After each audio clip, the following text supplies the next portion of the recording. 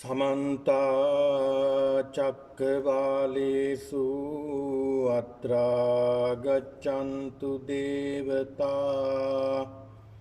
सद्धम्मं मुनिराजस्य सुनन्तु सग्गमोक्खदं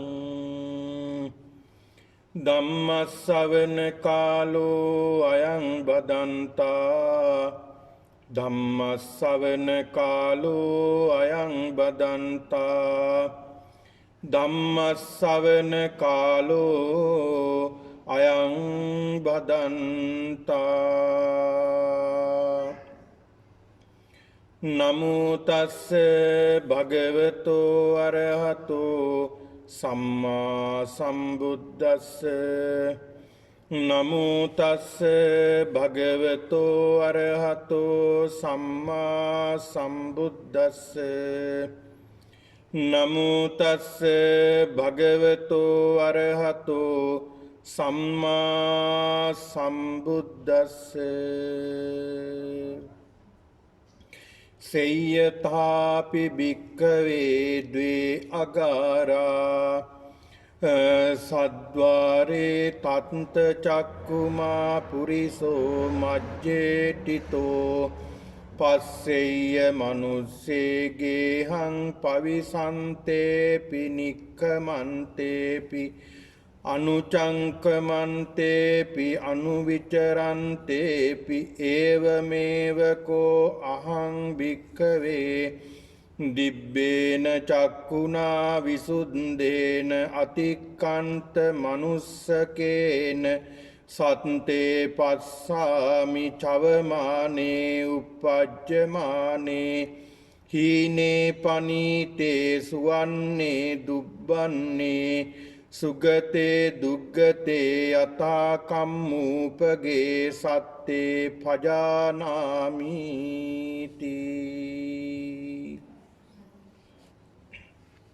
गौरवनीय ලොකු ස්වාමින් වහන්සේගෙන් අවසරයි වාසනාවන්ත සත්පුරුෂ පින්නතුනි වස්පින්කම් මාලාවේ තවත් එක් දිනයක් ලෙස මේ සියලු දෙනාම අද මේ මොහොතට සම්බන්ධ වී සිටින්නේ උතුම් වූ ධර්මානුශාසනාවක් ශ්‍රවණය කිරීමටයි. අද මේ උතුම් පින්කමේ දායකත්වයේ දරමින් කටයුතු කරන්නේ නිලන්ත ජයසිංහ, ශානිකා ජයසිංහ, රිවින් හා තිෂේන් දරුවන් ඇතුළු මේ පවුලේ සියලු දෙනායි. අද මේ උතුම් පින්කමේ දායකත්වයේ දරමින් කටයුතු කරන්නේ. ඒ විශේෂයෙන්ම සැප්තැම්බර් 5 වෙනි දිනට සිය උපන් දිනයේ සමරන රිවින් ජයසිංහ පුතුට ආශිර්වාදය ප්‍රාර්ථනා කිරීමත් ඒ වගේම මේ පවුලේ සැමටත් ෂෙල්ටන් වීරරත්න පියාණන් හා වීරරත්න පවුලේ සැමට ආශිර්වාද කිරීමටත් දැනට රෝගීව සිටින නිම්නා කුමාරගේ සහෝදරියට නිදුක් නිරෝගී භාවය ප්‍රාර්ථනා කිරීමටත් ස්වාමින් වහන්සේලා දිනමටත් රැස්ව සිටින හිතමිතුරන්ට ආශිර්වාද කිරීමටත් කොරෝනා වසංගතයෙන් පීඩා විඳින සියලු දෙනාට නිදුක් නිරෝගී භාවය සහ ආරක්ෂාව ප්‍රාර්ථනා කිරීමත් බලාපොරොත්තු වෙනවා. ඒ වගේම පින් අනුමෝදන් කිරීමට නිලන්ත ශානිකාගේ සීයලා සහ ආච්චිලා ඇතුළු ජයසිංහ සහ වීරරත්න පවුලේ මියගිය සියලු ඥාතීන්ට පින් දීමත් වැංකුව නගරයේ පදිංචිව සිට අකාලයේ මරණයට පත් වූ පවුලේ හිතමිතුරන් වූ රොෂෙන් වික්‍රමසිංහ මහතාට හා කාංචනා සිරිසේන මහත්මියට පින් දීමත් බලාපොරොත්තු වෙනවා. ඉතින් ඒක නිසා මේ කියන බලාපොරොත්තු ඉටු කරගනිමින් මේ උතුම් ධර්මානුශාසනාව සිද්ධ කරනවා. මේ උතුම් කුසලානුභාවයේ බලයෙන් මේ දායකත්වයේ දරන මේ පින්නතුන්ගේ සියලු බලාපොරොත්තු ඉටු වේවා. මේ සියලු දෙනාට උතුම් චතුරාර්ය සත්‍ය අවබෝධ වේවා කියන චේතනාව ඇති කරගෙන මේ උතුම් ධර්මානුශාසනාව ශ්‍රවණය කරන්න. පින්වතුනි කාලේන ධම්ම ශ්‍රවණං නිසි කලට ධර්ම ශ්‍රවණය කිරීම මංගල කාරණාවක් ලෙස බුදුරජාණන් වහන්සේ පෙන්ලා දීලා තියෙනවා. ඇයි මේ කාලය වටිනා කාලයක් කියලා කියන්නේ? පින්වතුනි මෙහෙම කාලයක් ආයේ අපිට එයිද කියලා කියන්න පුළුවන්ද? අපි කාටවත් කියන්න බෑ. එන්නත් පුළුවන් නැති වෙන්නත් පුළුවන්. සමහර විට මේ අපි ලබන අවසාන මනුස්ස භවයේද දන්නේ නැහැ. සමහර විට මනුස්ස භවයක් නැවත ලබන්නත් පුළුවන් නොලබන්නත් පුළුවන්. කියන්න බෑ. ඒක නිසා පින්නතුනි මේ ලැබූ මනුස්ස භවය දැන් අපි ලබලානේ තියෙන මනුස්ස භවයක්. අපි දැන් මනුස්ස භවයක් ලබාගෙන තියෙන්නේ. බුදුහාමුදුරුවෝ පෙන්ලා දෙනවා මොනතරම් අමාරුද මිනිස්සෙක් බවට පත්වීමට. මිනිසෙක් කළා උපත ලබනවා කියන්නේ අති දුර්ලභ කාරණාවක් කියලා බුදුහාමුදුරුවෝ පෙන්ලා දෙනවා. හැබැයි දෙවි කෙනෙක් වෙන්න, බ්‍රහ්මයෙක් වෙන්න අමාරුයි කියලා බුදුහාමුදුරුවෝ කොහෙවත් පෙන්ලා දීලා නැහැ. මිනිසක් භවයේ මේ මනුෂ්‍ය ලෝකේ උපත ලැබීම තමයි ඊටාමත් අමාරු කාරණා විදියට බුදුහාමුදුරුවෝ පෙන්ලා දෙන්නේ. ඇයි එහෙම සඳහන් කළේ? පින්නතුනි මේක මධ්‍යස්ථානයක්. මේක මධ්‍යස්ථානයක්. ඒ කියන්නේ මේක පින් කරගන්න පුළුවන් පින් නිකේතනයක්. හැබැයි ඒක පිනට අපි හරව ගන්න ඕනේ. අපිට මේ භවයේදී දැන් මේ මනුස්ස භවයේ අපි මනුස්ස වෙලා ඉපදිලා දැන් අපි ජීවත් වෙනවා අවුරුදු 70ක් 80ක් ජීවත් වෙනවා. මේ මොහොතේ ඉඳලා නෙමෙයි. උපත ලැබපු මොහොතේ ඉඳලා ආයුෂ බලපුවම අපිට අවුරුදු 70ක් 80ක් තව ටිකක් ඉතින් තල්ලු කරන් ගියොත් 85ක් විතර වගේ යන්න පුළුවන්. 85ක් 90ක් අපිට ජීවත් වෙන්න පුළුවන් බොහොම අමාරුවෙන් වගේ අරගෙන ගියොත්. සාමාන්‍යයෙන් අපි හිතමු අවුරුදු 75ක් 80ක් අපි ජීවත් වුණා. මේ අවුරුදු 80 කියන්නේ මොනතරම් දීර්ඝ කාලයක්ද? කෙටි කාලයක්ද? ඊටමත් කෙටි කාලයක්. දැන් ඔය ඇත්තෝ ටිකක් කල්පනා කරලා බලන්න ඔය ඇත්තන්ගේ පුංචි කාලේ. පුංචි කාලේ ඒක මේ ඊයේ පෙරේදා වගේ. දැන් අපිට සිහිපත් කරන්න පුළුවන් අපේ පොඩි කාලය, පුංචි කාලය. අපි කුඩා කාලයේ සිහිපත් කරපුවම අපිට මේ ඊයේ පෙරේදා වගේ තමයි අපිට මතක. දැන් බලන්න මේ කොරෝනා වසංගතය අවුරුදු 2කටත් කිට්ටු වෙන්න එනවා. දැන් ඊයේ පෙරේදා මේක සිද්ධ වුණා වගේ අපිට තේරෙන්නේ. ඇයි ඒ තරම් වේගෙන් මේ කාලය ගත වෙලා? මහා වේගෙන් කාලය ගත වෙනවා. එතකොට මේ වේගෙන් අපේ කාලය ගත වෙනවා කියන්නේ මොකක්ද? අපි ජරාවට යන්නේ නැද්ද? වේගෙන් අපි ජරාවට යනවා. වේගෙන් අපි මරණයට යනවා. එතකොට මේ ජරා මරණ උරුම කරගත්ත ජීවිතයක් අපි මේ ගත කරන්නේ. එතකොට කෙනෙක්ට හිතෙනවා එහෙම කියන්නේ කොහොමද? බුදුහාමුදුරුවෝ එහෙම දේශනා කළේ කොහොමද? මේ අඩු ආයුෂක් ඇතුව උපදින මිනිස්සෙක් කළා උපත ලැබීම දුර්ලභ කාරණාවක්, වාසනාවන්ත කාරණාවක් කියලා බුදුහාමුදුරුවෝ පෙන්ලා දින්නේ ඇයි? කියලා කෙනෙක්ට සැකයක් මතුවෙන්න පුළුවන්. පින්නතුනි ඇයි එතකොට බුදුහාමුදුරුවෝ මේ දෙවි කෙනෙක් බවට පත් වෙලා ඒක අරිතාමත් දුර්ලභ කාරණාවක් විදිහට පෙන්ලා දෙන්නේ නැත්තේ? එතන පෙන්ලා දුන්නේ නැහැ. ඇයි දෙවි කෙනෙක් වෙන්න පුළුවන්. දිව්‍ය තලයක උපත ලබන්න පුළුවන්. හැබැයි ඒ දිව්‍ය තලවලත් පින්නතුනි අතරමං වෙන වාර අනන්තයි. ඇයි දැන් දෙවි කෙනෙක් වෙලා උපත ලබනවා කියන්නේ සාමාන්‍ය කල්ප ගණන් ආයුෂ ලබනවා. සැප සම්පත් එතන සැපම විතරයි. සිද්ධ කරගත්ත අකුසල් සියල්ල යටපත් වෙලා. මතුවෙන්නේ මොනවද? මතුවෙන්නේම කුසල්. පෙර සසරේ කරගත්ත කුසල් විපාක තමයි ලබන්නේ අය. දිව්‍ය තලවල, බ්‍රහ්ම තලවල විපාක ලැබෙන්නේ කුසල් විපාක විතරයි. හැබැයි කුසලයේ අඩු වේගන යනකොට ආන් අකුසල් ටික ටික බලවත් වෙන්න ගන්නවා. ආන් එතකොට තමයි දෙවිවරු චුත වෙන්න සූදානම් වෙන්නේ. දිව්‍ය තලවල උපත ලැබපු 15 වෙනි කියන්නේ දෙවිවරු උපත ලබන්නේ නැහැ. දිව්‍ය තලවල ඕපපාතිකව පහළ වෙනවා. ඕපපාතික භව වල පහළ වෙනවා. උපත් ක්‍රම හතරක් බුදුහාමුදුරු පෙන්ලා දෙනවනේ. දැන් ලෝකෙට සත්‍ය උපදින ක්‍රම හතරක් තියෙනවා. අණ්ඩජ බිත්තරය ඇතුලින් උපදිනවා. දැන් සතෙක් අපි හිතමු කුරුල්ලෙක්ගේ කුස ඇතුලේ බිත්තරයක් හට ගන්නවා. ඒ බිත්තරය ඇතුලේ තව පැටියෙක් ඉන්නවා. ඉස්සලා බිත්තරේ තමයි එළියට එන්නේ. ඇතුලෙන් බිත්තරේ පුපුරන්නේ නැහැ. බිත්තරේ එළියට ඇවිල්ලා ඒකට නිසි උෂ්ණත්වය ලැබුණාම ආන් අර පැටිය එළියට එනවා. අණ්ඩජ කියන්නේ ඒක. ජලාබුජ කියන්නේ ජල කෝෂයක් ඇතුලේ සත්වය උපදිනවා. මව් කුසක් ඇතුලේ අපි උපදින්නේ එහෙම අපි උපදින ක්‍රමේ. ජල කෝෂයක් ඇතුලේ. ඒ ජල කෝෂයත් එක්කලා තමයි එළියට අපි උපදින්නේ. ඒ මොහොතේම දරුවා එළියට එනවා. ජලාබුජ. සංසේදජ ඔය යම් යම් තෙත ස්ථානවල තෙතමනේ රඳන තැන්වල ඒ හේතු සාධක එකතු වුණාම එතනත් තිබේම සත්තු හට ගන්නව ඇත්ත පේන්න දකින්න ඇති. ඔය රොඩු ගොඩවල් වල ඉබේටම සත්තු හට ගන්නවා. දැන් සමහර ගෙඩි තියෙන අත්තික්ක ගෙඩි වෙන්නේ ගෙඩි. මේ ගෙඩිය නිසි කලට මෝරපුවාම ගෙඩිය ඇතුලින් කොඳුරුව මතුවෙනවා. ඇතුළට ගිහිලා කොඳුරුව බිත්තර දාලාද? නෑ.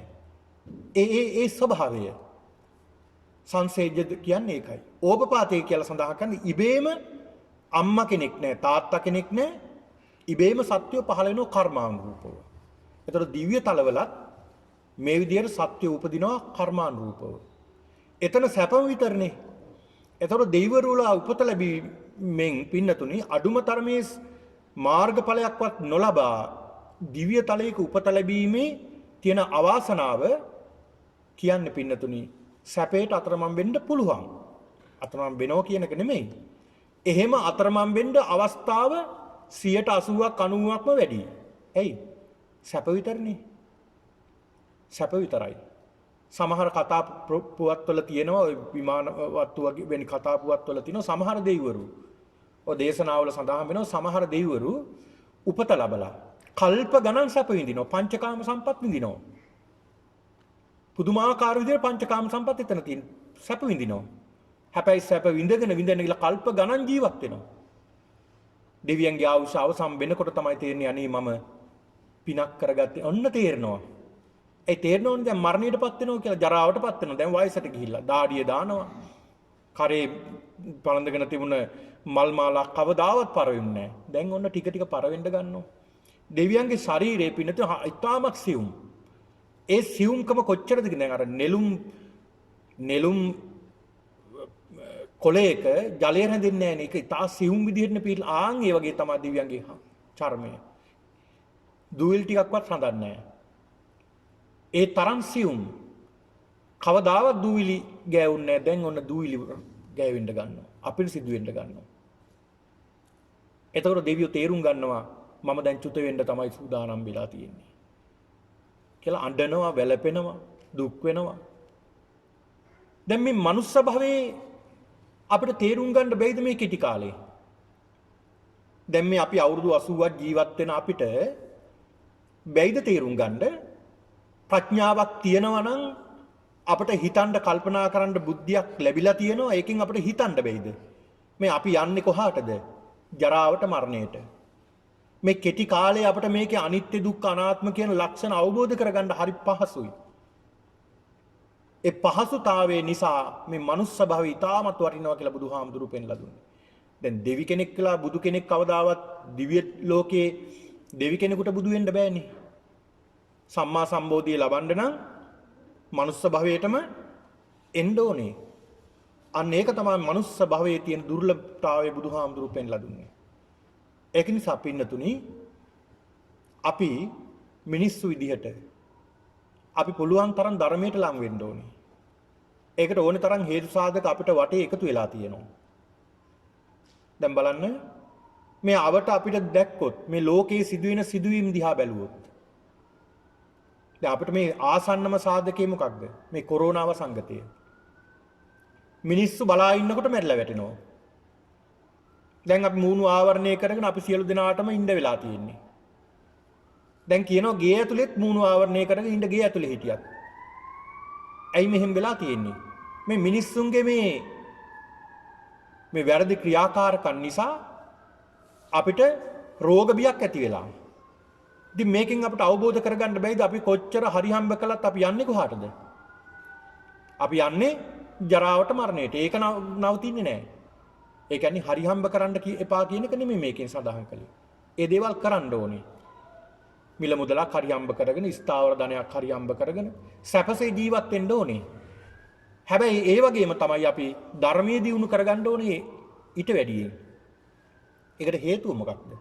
පිනතුනේ ඒකට හේතුව තමයි මහ වේගෙන් අපි ජරා මරණය කරා යනවා. කොයි වෙලාවෙ ලෙඩ වෙයිද? කොයි වෙලාවෙ අසනීප වෙයිද? කොයි වෙලාවෙට ඇඳට වැටෙයිද? කොයි වෙලාවෙ මරණයටපත් වෙයිද කියලා අපි දන්නේ නැහැ. මේ ජීවිතේ එච්චර විශ්වාස නැහැ අපිට.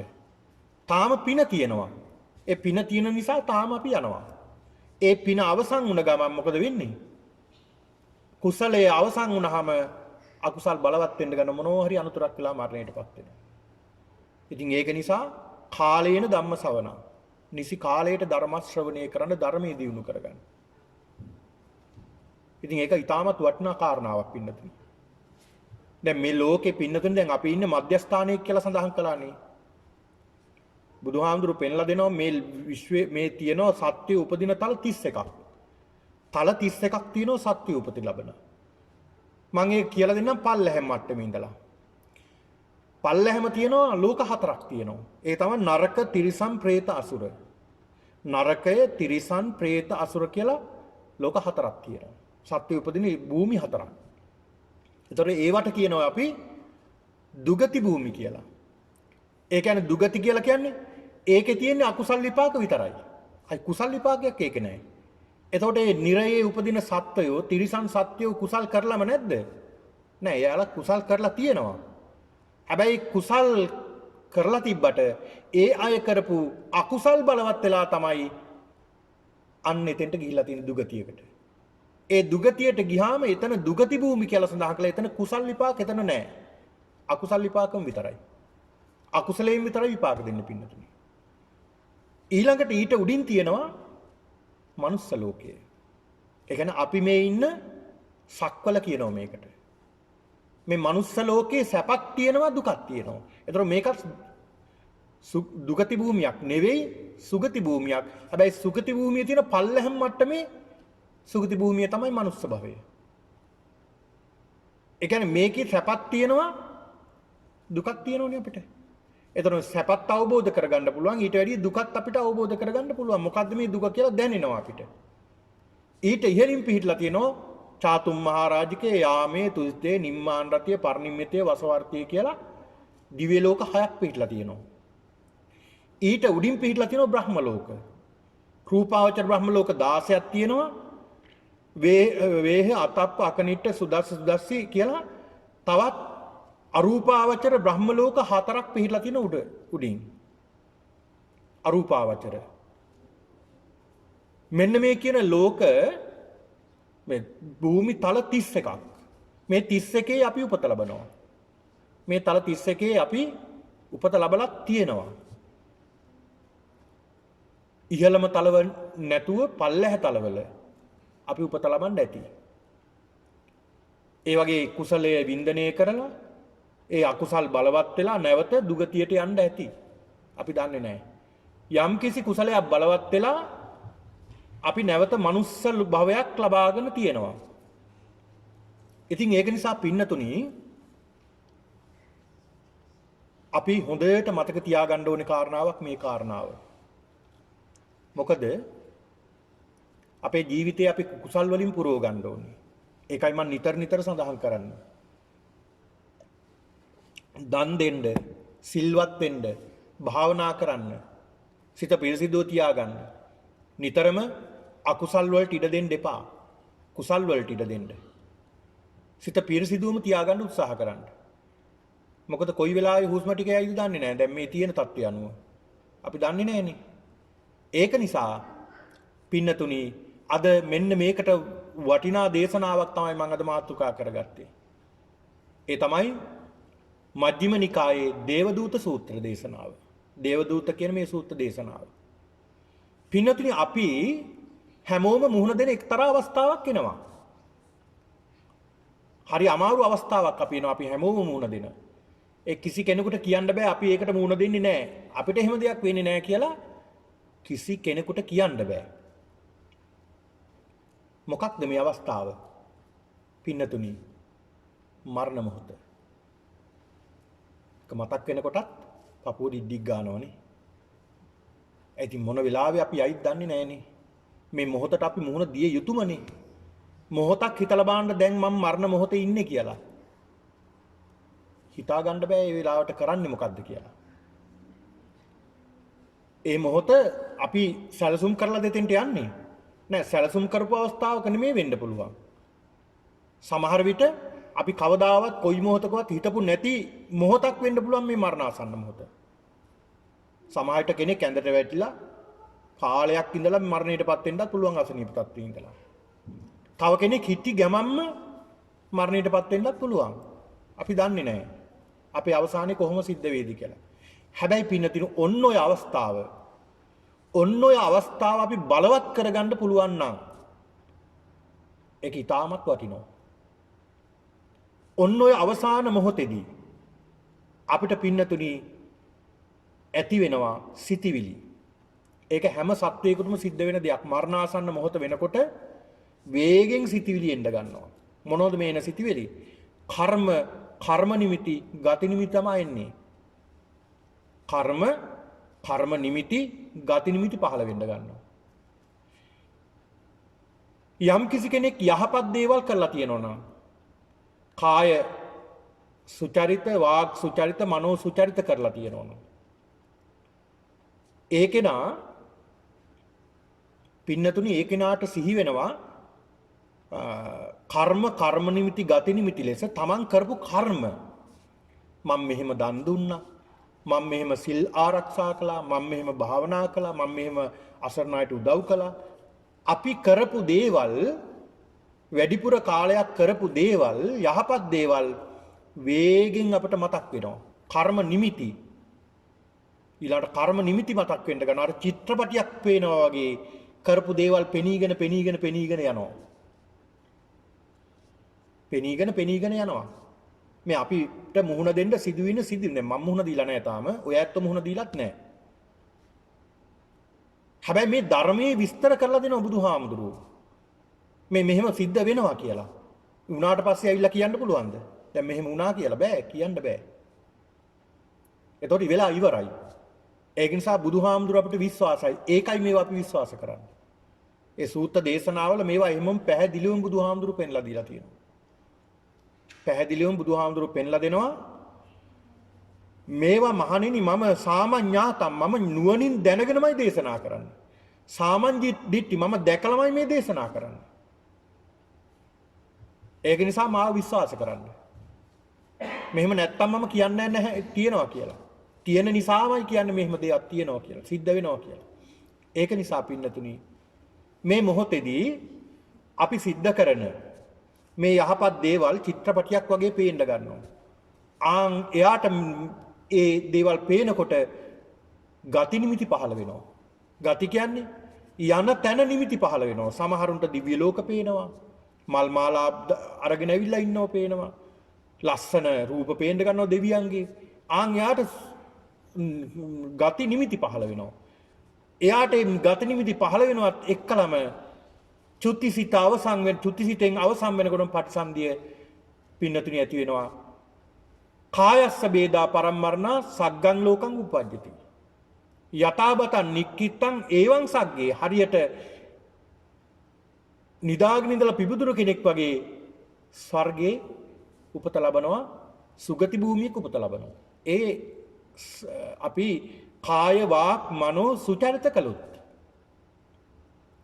කළොත් ඒ වගේම තමයි පින්නතුණි කාය දුස්චරිත කළොත්, වාග් දුස්චරිත කළොත්, මනෝ දුස්චරිත කළොත් ඒක අනිත් පැත්තටයි ක්‍රියාත්මක වෙන්නේ. මොනවද මේ කාය දුස්චරිත, වාග් දුස්චරිත, මනෝ දුස්චරිත? කාය දුස්චරිත කියලා පින්නතුණි සඳහන් කරන්නේ ප්‍රාණඝාත, අදත්තාදාන, කාම මිත්‍යාචාර. දැන් ප්‍රාණඝාත කරන කෙනෙක්, සත්තු මරණ කෙනෙක්, මිනිස්සු ඝාතනය කරන කෙනෙක්, ප්‍රාණඝාතයට නැඹුරු වෙලා තියෙන කෙනෙක්. දැන් ප්‍රාණඝාතයට නැඹුරු වුණ අය පින්නතුනේ ඒක හරි අමාරුයි ගලව ගන්න. ඒ අය හිතන එක විනෝදයක් විදියට. සත්තු මරනකොට ඒක විනෝදයක්. ඒ අය විනෝදයට සමහරු සත්තු මරන්න යනවනේ. සත්තුන්ට වෙඩි තියන්න, සත්තු මරන්න. කිසි සතෙක්ගේ ජීවිතයක් උදරගන්න අපිට අයිතියක් නැහැ. ඒ හැම සත්වයකටම අයිතියක් තියෙනවා ජීවත් වෙන්න. ඒ ජීවත් වීමේ අයිතිය අපිට උදුරගන්න අයිතියක් නැහැ. ඒක නිසා තමයි ඔය ධර්මාශෝක රජතුමාගේ කාලේ මාඝාත කියලා ආඥාවක් පවා පනවලා තිබ්බේ. ඒ කියන්නේ එක කිසිම සතෙක් මරන්න බෑ. කිසිම සතෙක් මරන්න බෑ. ඒ කාලේ වෙනකොට පින්නතුණි ඒ රජතුමාගේ මාලිගාවට මුව දෙන්නයි දවසකට මරන්න පුළුවන්. වෙනද මුව සෑහෙන ප්‍රමාණයක් මරනවා. ඒකත් නැවැත්තුවා මේ රජතුමා ආදර්ශමත් වෙන්න. ඉතින් මෙන්න මේ වගේ කිසි සතෙක්ගේ ජීවිතයක් තොර කරන්න අපිට අයිතියක් නැහැ. මෙන්න මේ ප්‍රාණඝාතය කාය දුස්චරිතයක්. මේ ප්‍රාණඝාතයෙන් අපි වළකින්න ඕනේ. ප්‍රාණඝාතයෙන් වැළකීමේ ශික්ෂාපදේ සමාදන් වෙන්න. ඒතර මේ ප්‍රාණඝාත කරනවා නම් කාය දුස්චරිතයන්නේ. ඊළඟ ප්‍රාණඝාත අදත්තාදාන. අදත්තාදාන කියන්නේ අපි නොදැනුවත්ව සමහර විට අපි අතින් සිද්ධ වෙනවා යම් අකුසල්. අදත්තාදාන සොරකම් සිද්ධ වෙනවා. ඒවා සමහර විට අපි හිතනවා මේවා සොරකම් නෙමෙයි කියලා. දැන් සමහරු බරපතල සොරකම් කරනවානේ. සොරකම කියලා දැන ඒක විනෝදෙන් කරනවා සමහරු සොරකම්. බොහෝ විනෝදෙන් කරනවා. සමහරුන්ට මේ සොරකමක් නොකළොත් නිින්ද යන්නෙත් නැති තරම්. නිින්ද යන්නෙත් නැති තරම් තමයි සමහරුන්ට සොරකම් කළේ නැත්තම්. ආයතන වලින් සොරකම් කරනවා. සමාජයට හොඳට වැඩ කරගෙන යන කෙනාටත් දොස් කියනවා අයියෝ ඔයාලට ඔහොම කරලා හරියනවද? ඔහොම හරියන්නේ නැහැ මොනවා හරි හොරකම් කළේ නැත්තම් වැඩක් නැහැ මෙතනින්. ඒ විදිහට අනිත් අයත් පොළඹවනවා. එතකොට මේ අදත්තා දානීය කියන්නේ පින්නතුනි බරපතල අකුසලයක්. පින්නතුනි අපි නොදැනුවත්ව කරන යම් අකුසල විපාක අකුසල් දේවලුත් තියෙනවා. දැන් කෙනෙක් නොදුන්න දෙයක් අපි ගන්න හොඳ නැහැ. සමහරවිට අපි ගන්නවනේ නේ. දැන් අපි හිතමු ගෙදරකට ගියා. අපි හිතමු පන්සලටම ආවා කියලා. ඒ පන්සලට ඇවිල්ලා අපි හිතමු අපිට ස්වාමින් වහන්සේගේ අවසරයක් නැතුව දෙයක් අපිට ගන්න අවසරයක් නැහැ. ස්වාමින් වහන්සේගේලාගේ අවසරයක් නැතුව දෙයක් ගන්න අයිතියක් නැහැ. ඒක අහලා දැන් ස්වාමින් වහන්සේ පන්සල විතරක් නෙමෙයි ගෙදරකත් එහෙම අනුන්ගේ ගෙදරකට ගියොත්. ඒක අහලා තමයි ගන්න ඕනේ. ඒක ගත්තොත් මොකද වෙන්නේ? අදින්නා දානවා.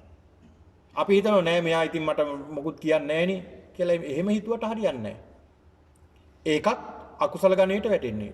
ඒක නිසායි බුදුහාමුදුරු පෙන්ලා දුන්නේ වැටිච්ච දෙයක්වත් ගන්න අපිට අයිතියක් නැහැ. අදින්නා දැන් ඒක දීලා නැහැ අපිට. ඒක ඉල්ල ගන්න ඕනේ.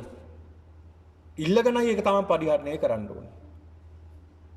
ඉතින් ඒක නිසා පින්නතුනි මෙන්න මේ අදත්තාදාන ඒකත් කාය දුස්චරිතය. ඊළඟ කාමයේ වර්ධව හැසිරීම. තමන්ගේ ස්වාමියා තමන්ගේ භාර්යාව ඉක්මවා කටයුතු කිරීම කාමයේ වර්ධව හැසිරීමක්. ඒකත් බරපතල අකුසලයක්.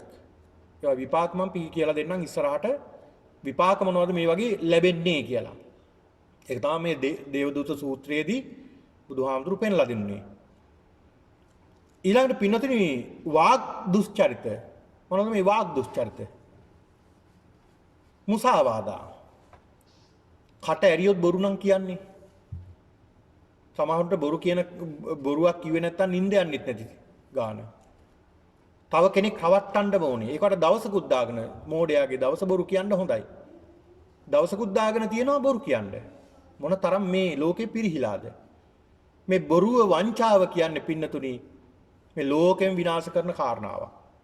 බොරුව නිසා මොන තරම් ප්‍රශ්න ගැටලු වලට අපිට මුහුණ දෙන්න සිද්ධ වෙනවද? පවුල් මොන තරම් කඩා ඉහිල්ලා තියෙනවද? දරුවන් අතර ප්‍රශ්න, සැමියා බිරිඳ අතර ප්‍රශ්න, පවුල් අතර ප්‍රශ්න. මොකක් නිසාද මේ? බොරුව නිසා. පුංචි බොරුවක් කිව්වහම ඒක යනවා දිගටම ඇදිලා යනවා විශාල බොරුවක් විදිහට. ඒකට තව කෑලි එකතු කරගන්න ඕනේ යනකොට. අර සඳහන් වෙනවනේ කාක් තට්ටක් තමයි වමනේ කළා කියන්නේ. අන්තිමේට ගම් හතකට කෙරවලට ගිහිල්ලා බලනකොට කාක්ෙක් වමනේ කළා කියලා තමයි ගිහිල්ලා තියෙන්නේ. ඒ විදිහට තමයි යන්නේ. ඉතින් ඒක නිසා මේ බොරුව කියන දේත් බුදුහාමුදුරුවෝ ප්‍රතික්ෂේප කළා ඒක කරන්න එපා කියලා.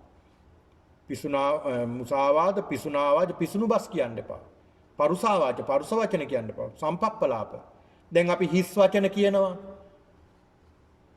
දැන් දෙන්නෙක් එකතු වුණොත් අපි කතා කරන්නේ එක්කෝ දේශපාලනය කතා කරනවා. එහෙම නැත්නම් වෙනත් දෙයක් කතා කරනවා. නැත්නම් වෙන කාට හරි බනිනවා.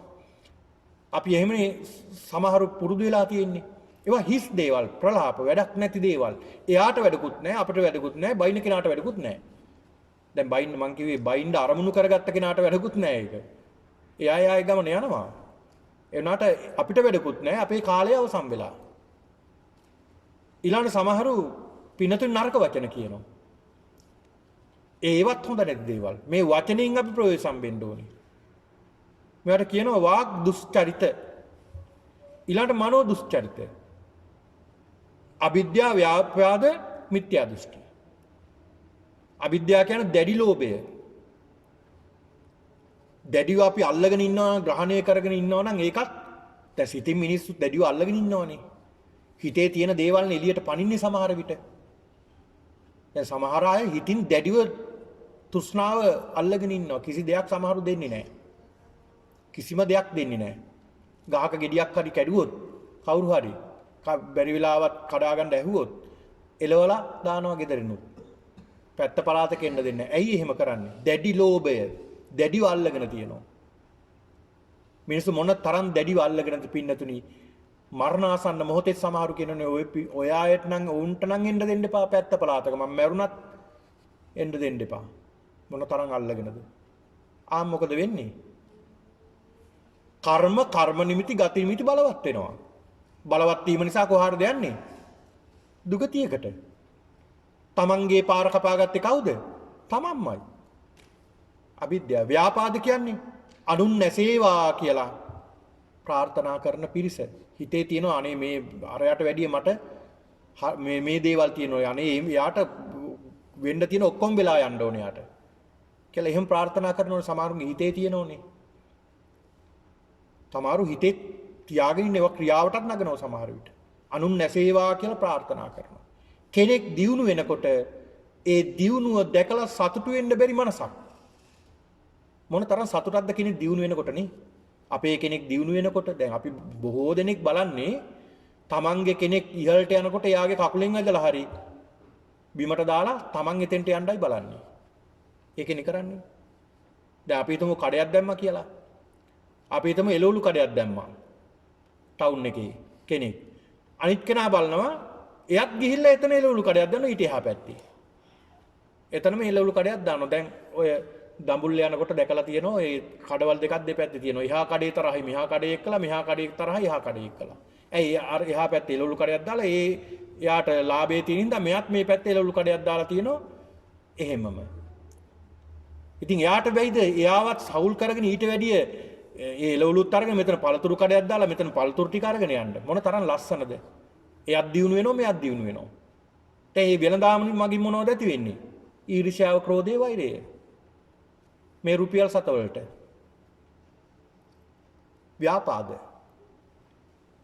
ව්‍යාපාදේ අපේ හිතේ තියාගන්න ඕන. ඒකත් දැඩි අකුසලයක්.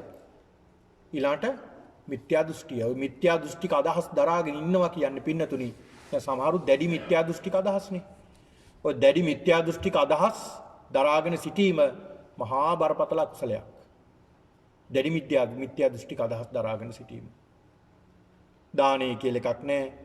සීලය කියලා එකක් නැහැ. අම්මා කියලා කෙනෙක් නැහැ. සමහරුගේ එහෙම තියෙනවනේ මත අම්මා තාත්තා කියලා කෙනෙක් නැහැ. ඒ කට්ටිය අපිට උපත දුන්නා විතරයි. එයාලට අපිට සලකන්න ඕනේ නැහැ කියලා සමහරු හිතනවා. මිත්‍යා දෘෂ්ටික අදහස්නේ. මෙලොවක් නැහැ, පරලෝකයක් නැහැ. එහෙම මත දරාගෙන ඉන්නවා. මෙන්න මේ කියන කාය වාක් මනෝ දුස්චරිත බලවත් කරගත්ත පුද්ගලයා. එයාටත් මොකද වෙන්නේ? එයාටත් අර්ථිකම තමයි. ඇඳට වැටෙනවා. මරණාසන්න මොහොත ලම් වෙනවා. ඔය දැඩිව අල්ලගත්තාමත් එහෙමයි. ඔය දැඩිව යම් දේවල් අල්ලගන්න අය ඔය අතෑර ගන්න බැරි වෙනවා මැරෙනකොට. අන්න ඒකයි කියන්නේ ඔය දරුවන්ට තියෙන දේවල් ලියලා දීලා. දරුවෝ වැඩි හිටි වුණාට පස්සේ යාළට ආවා විවාහ කටයුතු කරලා දීලා ඊළඟට ඒ සියලු දේවල් පවර්ලා තමන් පැත්තකට වෙලා බණ භාවනා කරගෙන තමන්ගේ නිදහසේ තමන් ඉන්න. දැන් අපේ දෙමාපියෝ ගොඩක් කරන්නේ මොකක්ද? දරුවන් කසාද බන්දලක් දීලා පස්සේ ඇඟිලි ගහන්නත් යන ඕන එකට. ඊට පස්සේ මොකද වෙන්නේ? පවුලේ ප්‍රශ්න. ඊට පස්සේ දෙමාපියෝ ගෙනල්ලා දානවා පාරට. දැන් ගොඩාක් සිදුවීම් එහෙමනේ වෙන්නේ. එහෙම නොවන තැනුත් තියෙනවා. දරුවන්ගේ විතරක් නෙවෙයි වරද තියෙන්නේ. දෙමාපියන්ගේත් වරද දෙපැත්තේම වරද තියෙනවා. ඒ හින්දා දෙමාපියොත් හිතන්න ඕනේ ඒක. එතකොට මෙන්න මේ වයසට යනකොට දැඩිව අපි අල්ලගෙන ඉන්නවා නම් ඒවා ගලව ගන්න හරි අමාරුයි. ඒක නිසා තමයි මේ තරුණ කාලේ ඉඳලම ආතාර ගන්න උත්සාහ කරන්න. එතකොට වයසට යනකොට ඒක ලොකු ප්‍රශ්නයක් නේ අතාරින්න පුළුවන්. හැබැයි වයසට ගිහිල්ලත් මේ විදිහට ඇඳට වැටෙනකොට මේ විදිහටම අපි අල්ලගෙන ඉන්නවා නම් පින්නතුනි ඒක ගලවන්න අමාරුයි. ඒ හිතේ තියෙන දැඩි අදහස් වෙනස් කරන්න අමාරුයි. ඒ කෙනාට මොකද වෙන්නේ? ඒ කෙනත් ඇඳට වැටෙනවා. ඒ කෙනත් ඇඳට වැටිලා එයාට කර්ම නිමිති බලවත් වෙනවා මරණාසන්න මොහොත වෙනකොට. එයාට පහළ වෙනවා මේ වගේ නිමිති. තමන් කරපු අකුසල කර්ම පහළ වෙනවා. දැන් මේක පින්නතුනි සමහර විට සමහර කෙනෙක් දන්නේම නැතුව මිය යනවා. අපි හිතනවා මෙයා අනේ කොච්චර හොඳ මරණයක්ද කියලා. සමහරට ඒ හොඳ මරණයක් වුණාට අපි දන්නේ එයා සමහරට පින්කම් කරගත්ත කෙනෙක්. අවසාන කාලේ අකුසලයක් තමන්ගේ ස්තුතිවිතට බලවත් වෙන්නත් පුළුවන්. ඒ බලවත් වෙලා දුගතියකට ටික දවසකට හෝ ටික මොහොතකට හෝ යන්නත් පුළුවන් ඒ අකුසලිය නිසා. කොච්චර අකුසල් කරගත්ත කෙනෙක් වුණත් යම් කිසි ආකාරව කුසලයක් හිතේ මතු කරගෙන ඒ මරණාසන්න මොහොතේ සුගති භූමියකට මොහොතකට හරි යන්නත් පුළුවන්. එහෙම අවස්ථාවක් වෙනවා. හැබැයි බොහෝ දුරට වෙන්නේ අකුසල් කර කෙනාගේ හිත බර වෙනවා අකුසලයට. කුසල් කරපු කෙනාගේ හිත බර වෙනවා කුසලයට. මේ අකුසල් කරපු පුද්ගලයා කර්ම නිමිති ගති නිමිති පහළ වෙනවා අර වගේම. ඔන්න පේන්න ගන්නවා කරපු අකුසල කර්ම. චිත්‍රපටියක් වගේ පෙනිපෙනි මතුවෙන්න ගන්නවා මම සත්තු මැරුවේ මෙහෙමයි. මම කේලම් කිව්වේ මෙහෙමයි. මම මේ විදියටයි මම ජීවත් වුනේ මිනිස්සුන්ට කරදරයක් වෙන්න. ඔන්න දැන් පේන්න ගන්නවා. ගති නිමිති පහළ වෙනවා. ගති නිමිති මොනවද? පින්නතුනි එනව ඇදගෙන යන්න අපායෙන් පේනවා. පිච්චෙනවා පේනවා. තේරෙනවා. මෙන්න මේව කෑග ගහ ඉඳලා මරණයටපත් වෙනවා. ඒ කෙනාට මොකද වෙන්නේ? එයත් මැරෙනවා. එහෙම අකුසල් කරපු කෙනා ගැන තමයි බුදුහාමුදුරු පෙන්ලා දෙන්නේ. මෙන්න මේ දේවදූත සූත්‍ර දේශනාවේ. මේක දේශනා කළේ පින්නතුනි සවැත් නුවර ජේතවනාරාමයේ. ජේතවනාරාමයේ වැඩ ඉන්නකොට භික්ෂුන් වහන්සේලා අමතලා තමයි දේශනා කළේ. බුදුහාමුදුරු පෙන්ලා දෙනවා මහණෙනි දැන් මේ දේශනාව පින්නතුනි මේ අපාය ගැන කරන විස්තරයක්. දැන් කෙනෙක් මෙහෙම කියනකොට හිතෙයි අනේ මෙව ඇත්තද කියලා. කොහොමද වා දැක්කේ? කොහොම තියනවද? දැන් අපිට මේ පියවිය හැට පේන්නේ නැති මොන තරම් දේවල් තියනවද ලෝකේ? මොන තරම් තියනවද? මේ පියවිය හැට නොපෙන්න මොන තරම් දේවල් තියනවද? බුදුරජාණන් වහන්සේ මේවා දේශනා කළේ දැනගෙන දැක්ගෙන මහණෙනි මම මේවා දැනගත්තා, දැකගත්තා. නුවණින් දැනගත්තා, දැකගත්තා. ඒ දැනගෙන දැකගෙන තමයි මම මේ දේශනා කරන්නේ. මේවා තියෙනවා. තියෙන නිසා බුදුහාමුදුරු පෙන්ලා දුන්නේ. බුදුහාමුදුරු දේශනා කරන මහණෙනි හරියට ගෙවල් ගොඩක් මැද ඉන්නව කෙනෙක්. ගෙවල් ගොඩක් වටේට තියෙනවා මැද කෙනෙක් ඉන්නවා. මේ මැද ඉන්න කෙනාට අර ගෙවල් වලින් එළියට එන අය, ගෙවල් එළියේ ඉන්න අය ඇතුළට යන අය සියලු දෙනාම පේනවා එළියේ හිටපුවාමනේ.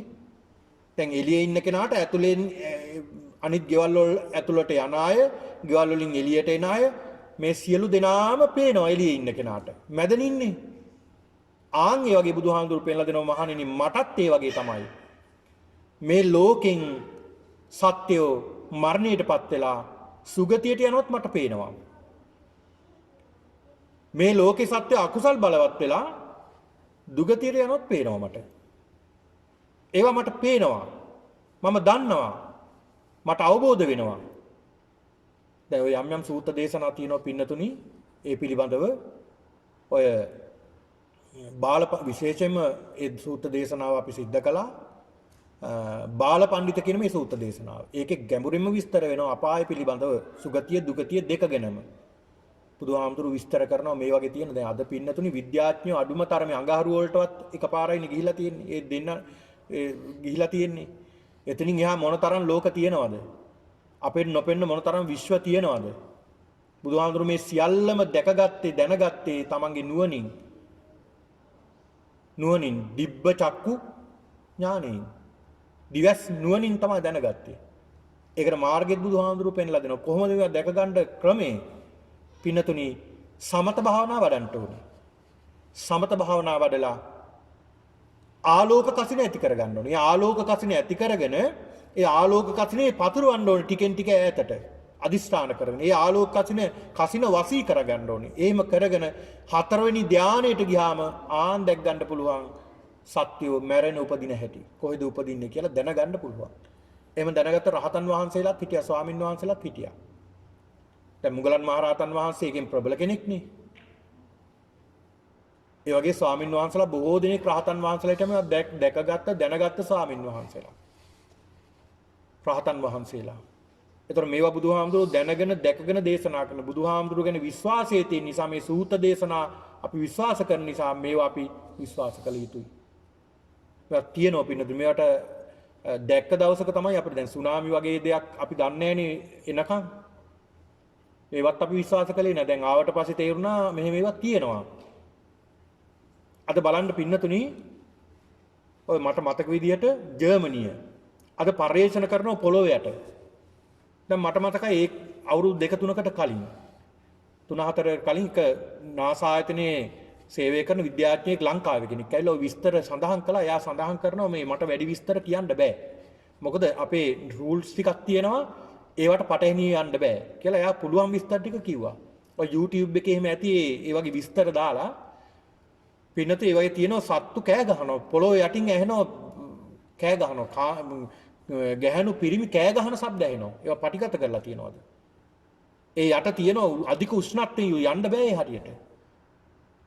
ඒ තරමට අද පර්යේෂණ කරගෙන යනවා.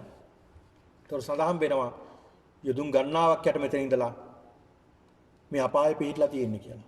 එතකොට මේ මැරෙන පුද්ගලයෝ මරණයටපත් වෙලා බුදුහාමුදුරුවෝ දකින්න ඒ මරණයටපත් වෙන පුද්ගලයෝ ඒ සත්වයෝ මරණයටපත් වෙලා දුගතිය උපත ලබනවා. ඒ දුගතියට උපත ලබන සත්වයෝ පින්නතුනි ගිහිලා උපත ලබනවා අපායේ. අපාය උපත ලබනවා. මේ අපාය උපත ලබනකොට පින්නතුනි යමපල්ල දෙන්නේ. යමපල්ල කියලා කියන්නේ දැන් ඒ සත්‍යය උපත ලබන්නේ මනෝමය කායෙන්. දැන් අපේ තියෙන මේ කායෙන් නෙමෙයි මනෝමය කායෙන් තමයි උපත ලබන්නේ මේ තැන්වල. මනෝමය කායෙන් උපත ලබනවා. ඒ කර්මානුරූපව පහළ වෙච්ච යමපල්ලුත් ඉන්නවා. ඒ අය ඇදගෙන යනවා මේ යම රජුරුව ගාවට. යම රජතුමා කියලා කියන්නේ කර්මානුරූපව පහළ වෙච්ච කෙනෙක්. යම රජතුමා ගාවට ගිහිල්ලා පෙන්නනවා. යම් රජතුමා ප්‍රශ්න අහනවා කියනවා. මේ යම රජතුමා පින්නතුනි හරි සාධාරණ කෙනෙක් කියලා සඳහන් වෙනවා ධර්මයේ. කොහොම හරි බලන්නේ ආපු සත්වයෝ මොනෝ හරි කුසල කර්මයක් මතු කරලා දීලා උඩට යවන්න පුළුවන්ද කියලා තමයි බලන්නේ. එහෙන් බලන අවස්ථා කීපයක් ගැන සඳහන් වෙනවා. දැන් අපිට නම් දෙමාපියෝ වුණත් අපිට එකවරක් කියයි දෙකවරක් කියයි තුන්වර. එතනින් එහා කියන්නේ නැහැ නේ කෙනෙක්. දැන් මේ යම රජතුමා පස්වතාවක් මතක් කරලා දෙනවා. පස්වතාවක් මතක් කරලා දෙනවා කුසලයක් මතු වෙයිද කියලා. මේ නිරේ උපදින සත්‍යයන්ට සඳහන් කරනවා ඒ සත්‍ය කැඳවලා නුඹ දන්නවද නුඹ පළවෙනි දේවදූතයා දැක්කද? පළවෙනි දේවදූතයා දැක්කද කියලා අහනවා. නෑ ස්වාමීනි එහෙම කෙනෙක් නම් දන්නේ නෑ. මොනවා කිව්වා? පළවෙනි දේවදූතයා නුඹ දන්නේ නෑ, දැක්කේ නෑ, දැකලා නෑ. ඇයි නුඹ දැකලා නැද්ද? එදාම උපදුන දරුවෙක්. ඒ තමයි පළවෙනි දේවදූතයා මේ පෘථුවියේ ඉන්නේ. නුඹ දැකලා නැද්ද? මල මුත්‍ර ගොඩේම වැතිරිලා ඒ මවගේ ලේට් සමග ගෑවිලා එදාම උපදින දරුවෝ දැකලා නැද්ද? උපත ලබනවා කියලා සඳහන් කරනවා. අනේ ස්වාමීනි දැකලා නම් තියෙනවා. එහෙනම් නුඹ සිතුවේ නැද්ද නුඹටත් මේ වගේ ජරා මරණයටපත් වෙනවා කියලා? නුඹටත් මේ වගේ තත්ත්වයක්පත් වෙනවා කියලා නුඹ ඒ ගැන හිතුවේ නැද්ද? අනේ මට මොන හිතනවාද? හිතන්න කාලයක් තිබ්බේ නැහැ. දරුවන්ගේ වැඩ. රැකියාවේ වැඩ. අනිත් වැඩ. පන්සලට යන්න ලැබුණේ නැහැ. පින් දහම් කරගන්න ලැබුණේ නැහැ. බණ භාවනා කරන්න ලැබුණේ නැහැ. සිල් රකින්න ලැබුණේ නැහැ. වැඩම තමයි බිසීම තමයි. මට මේවා ගැන හිතන්න වෙලාවක් තිබ්බේ නැහැ. මට මෙහෙම හිතුන්නේ නැහැ. එහෙනම් නුඹ කරගත්තේම අකුසල කර්මනේ. දැන් මේ යම රජුරවන්ට බොරු කරන්න බෑ. යම රජුර කියන්නේ කර්මානුරූපව පහළ වෙච්ච කෙනෙක්. දැන් අපි අනිත් අයට දැන් අපි මොනවා හරි බොරුවක් කියලා වංචාවක් කරලා අපිට කියන්න පුළුවන් නෑ කියලා. ඒක එයාට පිළිගන්නවන්නත් පුළුවන් මේ එහෙම කරේ නැති වෙන්නේ නෑ කියලා. හැබැයි හෘද සාක්ෂියට පුළුවන් දෙයක බොරු කරන්න. හෘද සාක්ෂියට බොරු කරන්න බෑ. කර්මානුරූපව පහළ වෙච්ච මේ යම රජුර සියල්ල දන්නවා, අහනවා. මේ දේවල් කළා නේද නුඹ? මේ දේවල් කළා නේද? කාය වාක් මනෝ දුස්චරිතයෙන්ම නුඹ කාලය ගත කළේ. නුඹ හිතුවේ නැද්ද මේ දේවල්? අනේ මට හිතන්නම් වෙලාවක් තිබ්බේ නැහැ. හිතන්නම් බැරුව ගියා. එහෙනම් නුඹ සිතා ගන්න කියලා සඳහන් කරනවා. නුඹ කරපු මේ කර්ම නුඹේ අම්මා කරපු දෙයක්ද? නෑ අම්මා කරපු දෙයක් නෙමෙයි. නුඹ මේ රැස් කරගත්ත කර්ම නුඹේ තාත්තා කරපු දෙයක්ද? නෑ තාත්තා කරපු දෙයක්ුත් නෙමෙයි. නුඹේ සහෝදරය හෝ සහෝදරිය කරපු දෙයක්ද? නෑ සහෝදරයා සහෝදරිය කරපු දෙයක්ුත් නෙමෙයි. එහෙනම් දෙවියෙක් බ්‍රහ්මයෙක් කරපු දෙයක්ද? නෑ දෙවියෙක් බ්‍රහ්මයෙක් කරපු දෙයක්ුත් නෑ. මම්ම කරපු දේ තමයි දැන් මං අනුභව කරන්නේ. නුඹ කරපු දේවල් තමයි දැන් නුඹ අනුභව කරන්නේ. ඒක නිසා නුඹට මේක විපාකේ ලැබෙනවා. නුඹට මේක විපාකේ ලැබෙනවා කියලා සඳහන් කරනවා. ඊළාට මේ අනුරාධපුර සඳහන් කරන නුඹට එවලා තියෙනවා දේව දූතයෙක්. නුඹ දැක්කේ නැත දෙවෙනි දේව දූතයා. නෑ එහෙම කෙනෙක් නම් දැක්කේ නෑ කියලා සඳහන් කරනවා. නුඹ දැක්කේ නැද්ද? දෙවෙනි දූතයා නුඹ දැක්කේ නෑ? නුඹ දැක්කේ නැද්ද? මහලු වියටපත් වුණ පුද්ගලයෙක්. වයසට ගිය කෙනෙක්. දැකලා නැද්ද වයසට යන මිනිස්සු? දැකලා නම් තියෙනවා. දැකලා තිබ්බට නුඹ හිතුවේ නැද්ද? මාත් මේ වයසට යනවා. ඒක නිසා මම කාය වාග් මනෝ සුචරිත කරගන්න ඕනේ කියලා නුඹ හිතුවේ නැද්ද? නෑ හිතුවේ නෑ. හිතන්න වෙලාවක් තිබ්බේ නෑ. මම වැඩ කළා විතරයි. මේ දේවල් කළා මේ දේවල් කළා මේ දේවල් කළා. ඒ නිසා කාය වාග් මනෝ දුස්චරිතයන්ගෙන්මයි ගත කළේ. මට හිතන්න වෙලාවක් තිබ්බේ නෑ. එහෙමද? එහෙනම් මේ කරපු කර්ම මෙන්න මේ කර්ම කරලා තියෙනවා නුඹ. මේ කර්ම නුඹේ අම්මා තාත්තා කරපු දෙයක් නෙමෙයි. නුඹේ සහෝදරයා සහෝදරිය කරපු දෙයක් නෙමෙයි. නැත්තම් වෙනත් හිත මිත්‍රයෙක් දෙවියෙක් බ්‍රහ්මයෙක් කරපු දෙයක් නෙමෙයි. නුඹ විසින්ම කරපු කර්මය තමයි නුඹ මේ අනුභව කරන්නේ දැන්. එතනින් උඹට බේරෙන්න නම් බැරි වෙනවා. ඊළඟ සඳහන් කරන නුඹට තුන්වෙනි දේව දූතයා දැක්කද? නෑ ස්වාමීනි එහෙම කෙනෙක් නම් දැක්කේ නෑ. තුන්වෙනි දේව දූතියෙක් දැක්කේ නෑ කියලා කියනකොට සඳහන් කරනවා. එතකොට නුඹ දැක්කේ නැද්ද? ලෙඩ වුණ කෙනෙක්, රෝගයටපත් වුණ, මුළු ශරීරේම වන දද කුෂ්ඨ හැදුන, ලෙඩ වුණ, අසනීප තත්ත්වයටපත් වුණ, ගිලන් වුණ කෙනෙක් දැකලා නැද්ද? දැක්කා. ඒ දකින්නකොට හිතුන්නේ නැද්ද මටත් මේ ටික සිද්ධ වෙනවා කියලා? නෑ එහෙම හිතන්න වෙලාවක් තිබ්බේ නෑ. මටත් මේ වගේ දේවල් සිද්ධ වෙනවා, පින් දහම් කරගන්න ඕනේ ඒක නිසා එහෙම හිතන්න වෙලාවක් තිබ්බේ නෑ. එහෙමද? එහෙනම් නුඹ සිද්ධ කරගත්තේම කාය වාක් මනෝ අකුසල කර්මමයි. ඒක නිසා මේ සිද්ධ කරගත්ත කර්ම නුඹේ අම්මා තාත්තා, සහෝදරයා සහෝදරිය, ඊළඟට දෙවියෙක් බ්‍රහ්මයෙක් හිත මිතුරෙක් කරපු කර්ම නෙමෙයි. මේ සියලුම කර්ම නුඹම රැස් කරගත්ත අකුසල කර්ම. ඒක නිසා නුඹට මේක විපාකේ ලැබෙනවා. ඊළඟ සඳහන් කරනවා තව දේව දූතයෙක් කියව පස්සේ හතරවෙනි දේව දූතයා දැක්කද? නෑ එහෙම කෙනෙක් නම් දැක්කේ නෑ. නුඹ දැකලා නැද්ද? වද දෙන මිනිස්සු. ඔය නොයික් වද දෙනෝනේ. දැන් ඔය අපේ ලෝකෙත් මිනිස්සුන්ට වද දෙන ක්‍රම තියෙනවා. විවිධ ක්‍රම වලට වද දෙනවා. දැන් ලංකාවේ අපිට ඒ කාලේ අපි පුංචි කාලේ අපිට එච්චර මතකත් නැහැ. ඔය ඇත්තන්ට සමහරවිට මතක ඇති. ඔය භීෂණ කාලයක් තිබුණා. එතකොට දුන්න වද මොනවද කියලා පොතකුත් ලියලා තුමා දුන්න වද.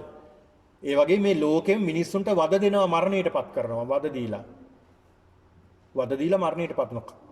අත් කපනවා, කකුල් කපනවා, කන් නාසා කපනවා, ඇස් වලට ලෝදියක් කරනවා. ඒ කියන්නේ උණු වතුරක් කරනවා, ඊළාට යකඩ රත් කරලා ඒ ඒවවක් කරනවා. ඊළාට හිසට එන ගහනවා. ඊළාට මේ පැත්තට ඇණේ ගහනවා, කනේ අනිත් පැත්තෙන් මතුවෙන්න. දුක් විඳලා මැරෙන්නේ. උල තියෙනවා, රජකාලේ දුන දසවද, දෙතිස්වද. ඊළාට පන පිටින් හැම ගලවනවනේ. පන පිටින් හැම ගලවනවා. ඊළාට වලවල් කපලා කරවටක් වලලලා ඇත්තුලව පාගනවා. හරියට පොල් ගෙඩි පෑගෙනවා වගේ චට ගාලා ඔලු පෑගීගෙන යනවා. එහෙම වද දෙනවා. මේ වගේ වද 32ක් ගැන රජ කාලේ දුන්න 32ක් වද පිළිබඳව සඳහන්. ওই වගේ නොයේකුත් වද දෙනවා. හැම ගලවනවා, මස් ගලවනවා, ඇට මිදුළු ගලවලා වද දෙනවා. එහෙම තමයි සමහරට වද දෙන්නේ. මෙහෙම වදයට ලක්ුණ අය දැකලා නැද්ද? නෑ ස්වාමීනි දැක්කා. එහෙනම් ඒ හිතුවේ නැද්ද නුඹටත් මේ වගේ දේවල් සිද්ධ වෙන්න ඉඩ තියෙනවා. ඒ නිසා නුඹ මේ වගේම වලකිලා ඉන්න ඕනේ කියලා. වැරදි දේවල් වලින් වලකිලා ඉන්න ඕනේ කියලා නුඹ හිතුවේ නැද්ද? නෑ ස්වාමීනි හිතන්න වෙලාවක් තිබ්බේ නෑ. එහෙමද? එහෙනම් නුඹ මෙන්න මේ වගේ වැරදි කරලා තියෙනවා. නුඹේ ජීවිතේ මේ වගේ වැරදි කරලා තියෙනවා. මේ කරපු කර්ම නුඹගේ අම්මා තාත්තා, නුඹේ සහෝදරයා සහෝදරිය, දෙවියෙක් බ්‍රහ්මයෙක් කරපු දෙයක් නෙමෙයි. නුඹම රැස් කරගත්ත කර්මය. ඒක නිසා මේ වගේ විපාකේ නුඹට විඳින්න සිද්ධ වෙනවා.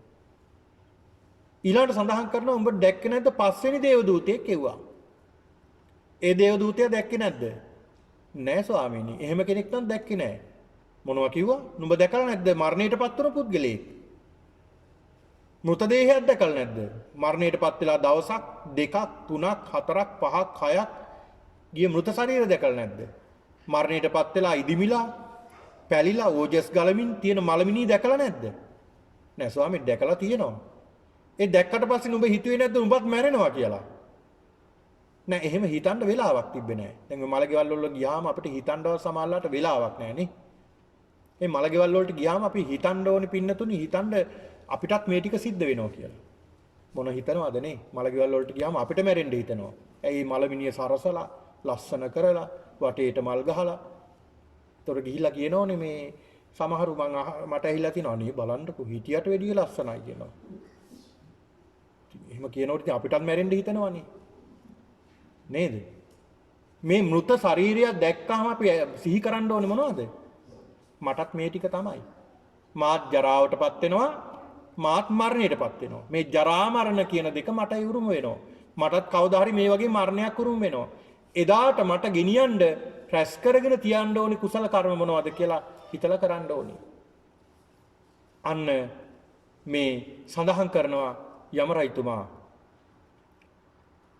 නුඹ කරගත්තේ නෑ ඒ ටික. නුඹ කලේම කුසල කර්ම. එහෙනම් මේ කරපු කර්ම නුඹේ අම්මා තාත්තා කරපු කර්ම නෙමෙයි. සහෝදරයෙක් සහෝදරියක් කරපු කර්මයක් නෙමෙයි.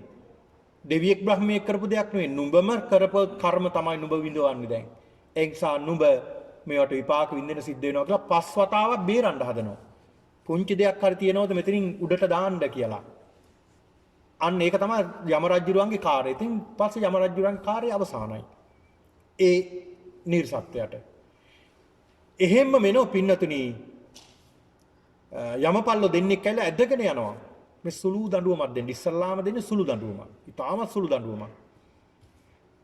ඇදගෙන ගිහිල්ලා පින්නතුනි රක්තිච්ච යකඩ තියෙනවා. මේ බිමත් රත් වෙලාමයි තියෙන්නේ. ගිනි ගන්නවා. ඒක නිදි කරවනවා. ඒ රත් වෙච්ච යකඩේ නිදි කරලා මේ සුළු දඬුවමක් ඒක. නිදි කරවලා එක අතක් අල්ලලා ඇණයක් ගහනවා යතේ අතට.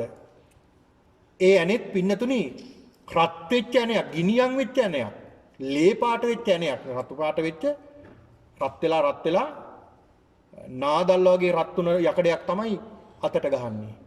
අනිත් අත අල්ල අනිත් අතටත් ගහනවා. ඒකට කියනවා පංචවිධ බද බන්ධනය කියලා. කකුලකටත් ගහනවා, අනිත් කකුලටත් ගහනවා, පපුව මැද්දටත් ගහනවා. එතකොට පහක් ගහලා තියෙනවා. ඒකට කියනවා පංචවිධ කර්මය කරනවා කියලා. කෑ ගහනවා මේ නිර්සත්‍ය. ඉවසන්න බෑනේ පිච්චෙනකොට. දැන් නිකන් ඔය ඇත්තෝ ගින්දරට පොඩ්ඩක් ඇඟිල්ල අල්ලලා බලන්න. ඇඟිල්ල තියනවට වැඩිය වේගෙන් අපි ඇඟිල්ල පිටිපස්සට ගන්න නැද්ද? ඇයි? වේදනාව දැනෙනවා. අර සත්‍ය පන පිටින් පිච්චෙනකොට මොනතරම් වේදනාවක්ද? කෑ ගහනවා. මේ කරපු කර්ම. මෙතන විපාක දෙන්නේ අකුසල කර්ම විතරයි. ආන් ඒකයි භයානකකම. අකුසල කර්ම පෙනි විපාක දෙනවා. අන්න ඒක තමයි අපාය කියන්නේ නිර්සත්‍යයන්ගේ අපායේ තියෙන බරපතලකම. අපි කරපු අකුසල කර්ම අපිට අස්පනා අපිට පෙනි අපිට විපාක දෙනවනම් මොනතරම් වේදනාවක්ද? දැන් අපිට නම් අපි දැන් බලන්න මේ මනුස්ස භවයේ තියෙන වටිනාකම අපිට කරපු කර්ම පේන්නේ නැහැ නේ. අපල එනවා කියනවා, කරදර ඇති වෙන කාලේ එනවා කියනවා. අනේ බලන්න හැමදාම කරදර කොච්චර පින් කරගත්තත් අපිට කරදරනේ කියලා එහෙමත් කියනෝනේ. හැබැයි අපි කරපු කර්ම අපිට පෙවුනා නම්, එහෙම පෙවුනා නම් අපිට හිතෙයි මේ මට වෙලා මදිනේ මං කරපු දේවල් වලට කියලා අපිට හිතෙයි. එහෙම පේන්නේ නැහැ. ඒක වාසනාවක් අපිට. හැබැයි නිර්සත්‍යයන්ට මේක පේනවා. පෙනි විපාක දෙන්නේ. ඒක නිසා පින්නතුනි අර පංචවිධ බන්ධනය සිද්ධ කරනවා. ඒක සිද්ධ කරලා ඒ සත්‍යය කෑ ගහන හැම පිච්චෙනවා. ඒත් මරණයටපත් වෙන්නේ නැහැ. කර්මය නිසා. ඊළඟ පින්නතුනි යකඩයකට නැවත අරගෙන යකඩයකට දාලා පොරෝ වලින් රහිනවා. හැම රහිනවා. කෑ ගහන දැන් හැම ගලවනකොට කොහොම වේදනාවක් එනවද? අපිට පොඩ්ඩක් හරි ඇඟිල්ලක් කැපුණොත් මොන තරම් වේදනාවක්ද? අර කෙටේරි වලින් රැහැගෙන හැම යනකොට මොන තරම් වේදනාවක්ද? ලේ ගලනවා කෑ ගහනවා මේ නිර්සත්‍යය. ඒ තරම් වේදනාවක් කෑ ගහනවා. ඒත් නතර කරන්නේ නැහැ. රැහැගෙන ගිහිල්ලා ටික කාලයක් යනකොට ආයෙත් අර හැම නැවතත් ලියලගෙන එනවා. ආයෙත් රහින්න ගන්නවා. මෙහෙම කරලා ඊළාට හිස පල්ලහැට හිටින්න, කකුල් දෙක උඩට හිටින්න හරවලා වෑයකින් රහින්න ගන්නවා ඊළාට. මස් එක්කලම රහිනවා. ඊට වැඩිය භයානක විදියට රහින්නේ. එහෙම රහිනවා කෑ ගහනවා මේ නිර්සත්‍ය මේකෙන් බේරෙන්න. ඒත් බේරීමක් නැහැ. ඊළාට පින්නතුනි එතනින් ඇදගෙන යනවා ගිනියම් වූ රතයක් තියෙනවා. කරත්තයක්.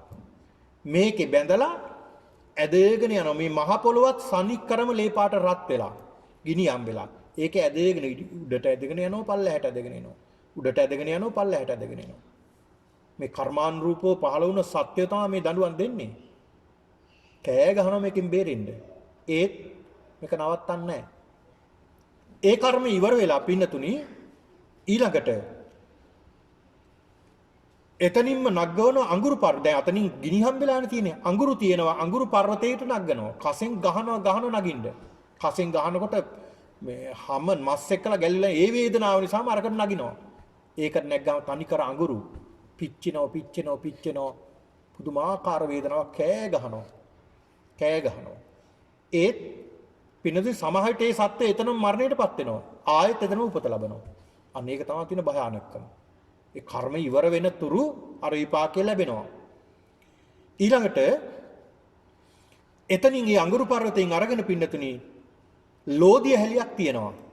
ඒ ලෝදිය හැලියට ඔබනවා අර නිර්සත්‍යව.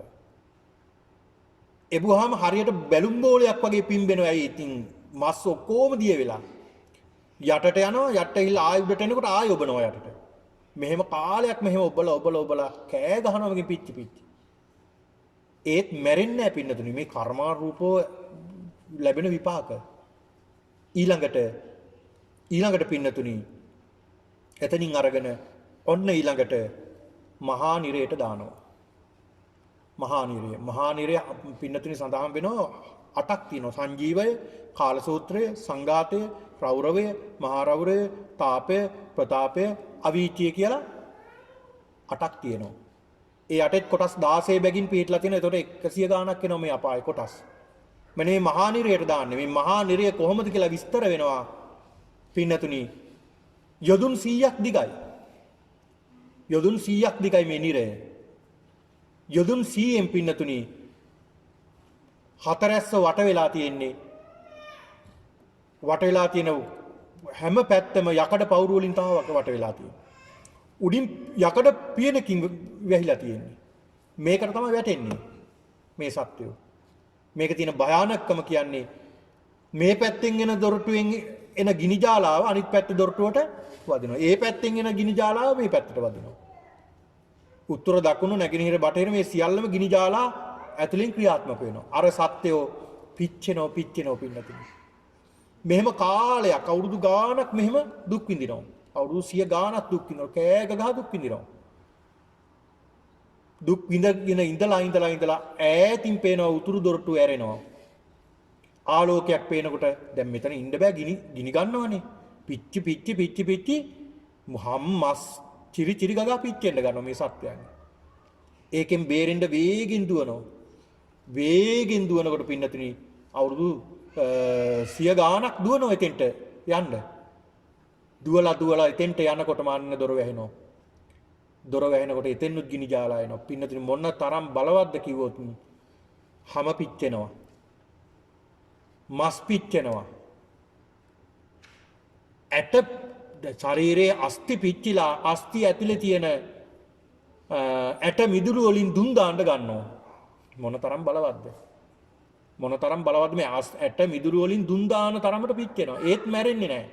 කර්මානුරූපව විඳවනවා මේ අකුසල කර්ම. ඊළාට දකුණු දොරටු ඇරෙනවා. එතෙන්ටත් යනකොට ඒකත් එහෙම වැහෙනවා.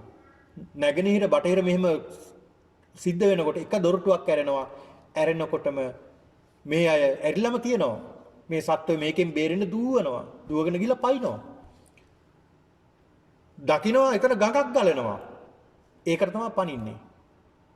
පින්නතුනේ මේකට පැන්නහම මේකට කියනවා ගූත නිරය කියලා. අසුචි තමයි මේක තියෙන්නේ. මල මුත්‍ර ඊළාට කැහිසෙම් සොටු මේ වගේ අපවිත්‍ර දේවල් මේක තියෙන්නේ. මේකට තමයි පනින්නේ. මේක මේ ජලය කියලා හිතන තමයි පනින්නේ. හොඳයි කියලා.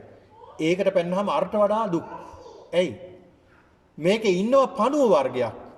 ඒ පණුවන්ගේ මුඛය නිකන් ඉන්දිකඩු තුඩක් වගේ තියුණුයි. මේ සත්තු ඇවිල්ලා ශරීරයට අනිනව ඇනගෙන ගිහිල්ලා හම් මස් නහර දක්වාම ගිහිල්ලා ඇට මිදුළු හිල් කරන්න ගන්නවා. ඇට මිදුළු හිල් කරන්න ගන්නවා. මොන තරම් වේදනාවක්ද? කෑ ගහනවා මෙතනින් ගොඩ එන්න බැරුව. කෑ ගහනවා.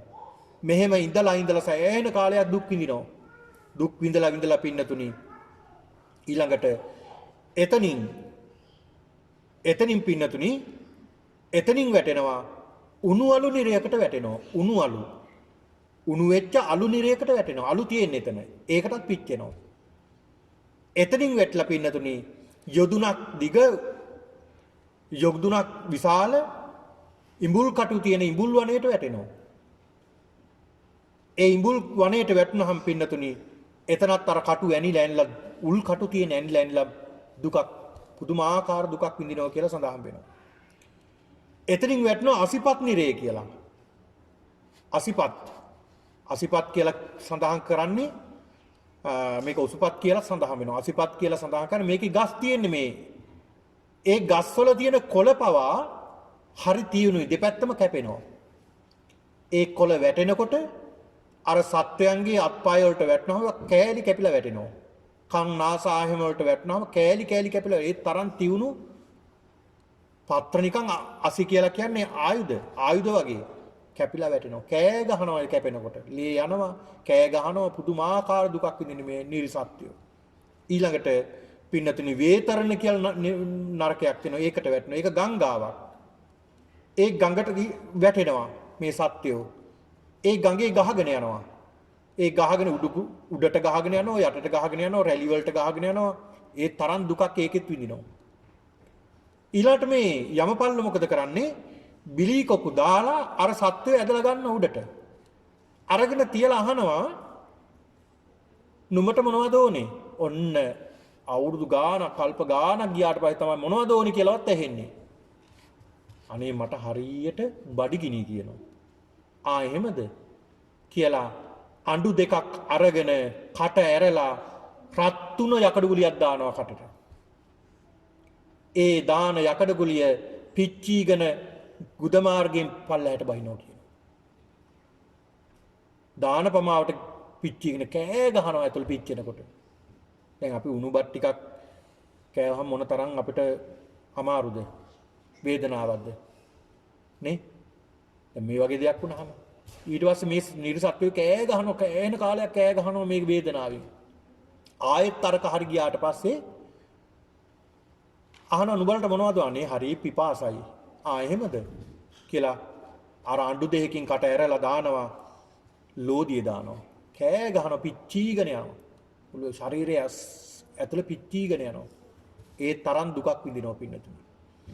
මේ විදිහට දුක් විඳලා එතනින් ඒ අකුසල කර්මයේ ගෙවුනහම ඊට ටිකක් උඩට එනවා. කොහාට දෙන්නේ? තිරිසං අපායට එනවා. තිරිසං අපායට එනවා. තිරිසනෙක් කියලා උපත ලබනවා. අර අකුසල දැන් ටිකක් ගෙවිලා ඉවරයි. තව තියෙනවා. තිරිසන් ලෝකෙට එතරම් දුක් විඳිනවා. ඊළඟ ප්‍රේතනිකායට වැටෙනවා. අසුරනිකායට වැටෙනවා. එහෙම තමයි මේ දුක් විඳින්නේ මේ නිර්සත්ත්වෝ. මේ වද දෙනකොට පින්නතුනි මේ අපායේදී යම රජතුමාට මෙහෙම සිටිවිල්ලක් එනවා කියලා මේ දේශනාවේ සඳහන් වෙනවා අවසානට. ඒ තමයි අනේ මේ භාග්‍යවතුන් වහන්සේ වැඩ ඉන්න කාලෙක මටත් මිනිස්සෙක් වෙන්න තියෙනවා නම් කියලා සිටිවිල්ලක් එනවලු යම රජතුමාට. එහෙම සිටිවිල්ලක් එනවා කියනවා. ඉතින් මේ විදියට සත්‍යය දුක් විඳලා පින්නතුනි කරපු අකුසල කර්ම ගෙවිලා යනවා. ආයේ කුසල කර්මයක් බලවත්ලා නැවත එන්න පුළුවන් මනුස්ස ලෝකෙට. නැවත දිව්‍ය ලෝකෙට යන්න පුළුවන්. සුගතියකට යන්න පුළුවන්. ඉතින් ඒක නිසා අපි දන්නේ අපි දැන් මහගෙදර කියලානේ කියන්නේ අපාය. කියන්නේ නිතරම යන තැන්නේ මහගෙදර. මහගෙදර වගේ තමයි අපාය අපි යන්න ඇති. අපි කොච්චර කාලයක් ඉන්න ඇද්ද මහගෙදර. ඒ කියන්නේ අපායේ. අපි දන්නේ නැහැ.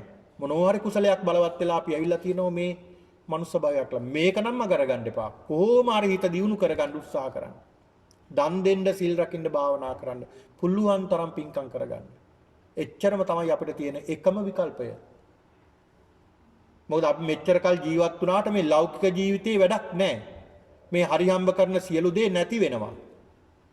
අපිට යන්න තැනකට යමක් සූදානම් කරගෙන තියන්න ඕනේ ආධ්‍යාත්මයේ සිත දියුණු කරගෙන. ඒ නිසා මේ දේශනාව පිළිතුරු මේ දේවදූත සූත්‍රය ශ්‍රවණය කරපු ස්වාමින් වහන්සේලා සමහර ස්වාමීන් වහන්සේලා සෝවාන් වුණා, සකදාගාමි, අනාගාමි, අරහත් භාවයට පත් වුණා. අඩුම තරමේ පින්නතුනේ මේකෙන් බේරෙන්න දැන් අපි දන්නේ අපිට අඩුම තරමේ සෝවාන්වත් වෙලා හිටියොත් අඩුම තරමේ සෝවාන් වීම තමයි අපිට තියෙන එකම රැකවරණය. එතනින් ඉඳලා තමයි ඉහළට. එතනින් දුගතිය වැළකින්න ඕනේ. තව 7යිනේ යන්න තියෙන්නේ. ඒ 7 සුගතියකමයි උපත ලබන්නේ. ඒක විශ්වාසයි. එතනින් දුගතියක උපත ලබන්නෙම නැහැ. හැබැයි අපි ඒ තැනට යන්නේ නැතුව අඩුම ගානේ සුගතියකටවත් යන්නේ නැතුව අපේ සිත නරක තැනකට වැටුනොත් අපිට මේ විපාකයේ විඳින්න සිද්ධ වෙනවාමයි. මේවා බුදුහාමුදුරුවෝ දේශනා කරනවා සාමඤ්ඤාතං නුවණින් දැනගෙනම සාමඤ්ඤ දිට්ඨින් මම නුවණින් දැකලම තමයි මේ දේශනා කරන්නේ. ඒක නිසා පින්නතුනි අපි ධර්මයට වන්දනා කරන ඕනේ, බුදුහාමුදුරන්ට වන්දනය කරන ඕනේ, බුදුහාමුදුරුවෝ අපි ජීවිතේ කරගෙන විශ්වාස කරන ඕනේ. මේ දේශනා බුදුහාමුදුරුවෝ පෙන්ලා දෙන්නේ එහෙම විශ්වාස කරන කෙනාටයි මේවා දේශනා කරන්නේ. අවිශ්වාස කරන කෙනාට නෙමෙයි. ඒ විශ්වාසය ඇති කරගත්ත නිසා තමයි අපි බුදුහාමුදුරු බුද්ධං සරණං ගච්ඡාමි කියලා කියන්නේ. මම මේ බුදු සරණ යනවා කියලා අපි කියන්නේ බුදුහාමුදුරු ගැන විශ්වාසයක් තියෙන. ඒතර බුදුහාමුදුරු ගැන විශ්වාසයක් තියෙනවා නම් අපි ධර්මයේ ගැන විශ්වාසයක් නැති වෙන්න විදියක් නැහැ නේ. උන්වහන්සේ දේශනා කළ මේ ත්‍රිපිටක දේශනා ඒ විදිහටම ආරක්ෂා වුණා. ඒ වගේ දේශනා මේ දේශනාව විතරක් නෙමෙයි, දේවදූත සූත්‍රය විතරක් නෙවෙයි.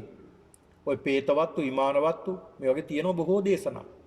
ඔය දිව්‍ය ලෝක ගැන, අපාය ගැන, ඒ වගේම යම් දේශනා බුදුහාමුදුරන්ගේ සූත්‍ර දේශනා බැලුවොත් මේ දේවල් ගැන බොහෝ විස්තර බුදුහාමුදුරු දේශනා කළා තියෙනවා. මේ දේශනා කරන්නේ මේ සසර බිය ඇති කරගන්න. ඒ සසර බිය ඇති කරගන්න ඕනේ අපි. ඒ සසර බිය ඇති කරගෙන කුසලයට නැඹුරු වෙන්න ඕනේ. ඒ කුසලයට නැඹුරුනේ නැත්තම් පින්නතුනි අපි දුගතියටමයි යන්නේ. ඒක නිසා පුළුවන් තරම් කාය දුස්චරිත, වාග් දුස්චරිත, මනෝ දුස්චරිත වලින් වළකින්න ඕනේ. අකුසල කර්ම වලින් වළකින්න ඕනේ. වචනේ විශේෂයෙන් වචනයෙන් දැන් කොයි තරම් වචනයෙන් අපි අකුසල් කරගන්නවද? නේද? මොන තරම් අකුසල් කරගන්නවද වචනේ? පන්සල් ආවත් තව කෙනෙකුට දොස් කියන්න සමහරව බලන්නේ. හාමුදුරන්ට හරි දොස් කියන්නනේ බලන්නේ. කාට හරි බයින්න බාන්නේ අකුසල් බලවත් වුණ කෙනාගේ හැටි ඒක තමයි.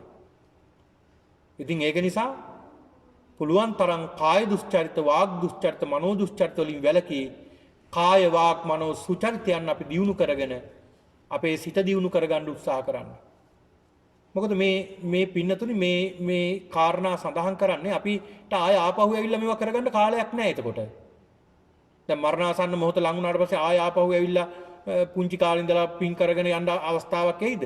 නැහැ, එහෙම අවස්ථාවක් එන්නේ ගියොත් ගියා. ඒක නිසා තමයි අපි බලවත් කරගන්න ඕනේ මේ මොහොත. මේ මොහොතක් බලවත් කරගන්න ඕනේ, කුසල් කරන්න ඕනේ. නිතර හිතන්න කරපු පින්කම්. තමන්ගේ ජීවිතේ යම් පින්කම් කරගෙන තියෙනවා නම් නිින්ද යනකම් ඒ ගැන හිතන්න. එහෙම නැත්නම් මෛත්‍රී කරන්න. මෛත්‍රී භාවනාවට නිින්ද යනතුරු. කුසල් සිතුවිලිනේ. තමන් දුන්න දාන ගැන හිතන්න. එහෙම නැත්නම් හෙට මම කොහොමද දානයක් දෙන්නේ? මම හෙට කොහොමද කෙනෙකුට උදව්වක් කරන්නේ? මේවට සල්ලි යන දේවල් නෙමෙයි උදව් කරනවා. සතෙකුට කෑම ටිකක් දෙන්න බෑයිද? පුළුවන්. ඊළාට බස් එකේ යනකොට අසරණ කෙනෙක් නැත්තම් මේ කවුරු හරි ඉන්නවා නම් මේ ඇවිදින්න බැරි කෙනෙක් එයාට නැගිටලා තමන්ගේ සීට් එක පරිත්‍යාග කරන ඒකත් දානයක් නෙමෙයිද? ඒකත් දානයක්. කෙනෙක්ට ප්‍රශ්නයක් ගැටලුවක ඉන්නවනම් එයාගේ හිත හදන්න බැයිද? ඒකත් කුසලයක් නේ. යහපත් දෙයක් නේ. කෙනෙක්ගේ හිත හදන එක. පිහිට වෙන එක. සල්ලියන් නැති දේවල් ගොඩක් තියෙනවා. ඉතින් ඒක නිසා පින්නතුනි පුළුවන් තරම් අපි කුසල කර්ම කරන්න ඕනේ, යහපත් දේවල් කරන්න ඕනේ. මේ කුණු ශරීරයෙන් යහපත් දෙයක් අපි එළියට ගන්න. ආදිත්තස්මින් අගාරස්මින් යන්නී හර්ති භාජනා. තන්තස් හෝති අත්තහයේ නෝචයන් තත්තඩයති. ගිනි අරගෙන දැවෙන ගෙදරක් දැන් අපේ ගෙදර ගිනි ගන්නවා. අපි ගමනක් ගිහිල්ලා යනකොට ඔන්න හෝ ගාලා ගිනි ගන්නවා. අපි මොකද කරන්නේ? අපි පැනලා දුවන්නේ නැහැ. අපි දුවගෙන ගිහිල්ලා කොහොම හරි ගින්න අස්සෙන් ගිහිල්ලා ගන්නෙ මොනවද? සලාම ගන්නේ රත්තරන් බඩු ටික තමයි ගන්නෙ. සල්ලි ටිකයි ඒ වටිනා ටික තමයි අපි එළියට ගන්නෙ. වටින්නේ නැති දේවල් ඔහි පිච්චිලා ගියාවේ. වටින ටික තමයි අපි එළියට ගන්නෙ. ආන් ඒ වගේ මේ ගිනි ගන්න මේ කුණු ශරීරයෙන් යහපත් දෙයක් එළියට ගන්න කියලා බුදුහාමුදුරු දේශනා කරනවා. ඉතින් ඒක නිසා පින්නතුනි අද මේ උතුම් වූ දේශනාව ශ්‍රවණය කරමින් මේ සිද්ධ කරගත්තා වූ උතුම් වූ කුසලානුභව බලයෙන් මේ සියලු දිනාටම උතුම් චතුරාර්ය සත්‍ය අවබෝධ වේවා කියලා සාදු කියලා ප්‍රාර්ථනා කරගන්නවා.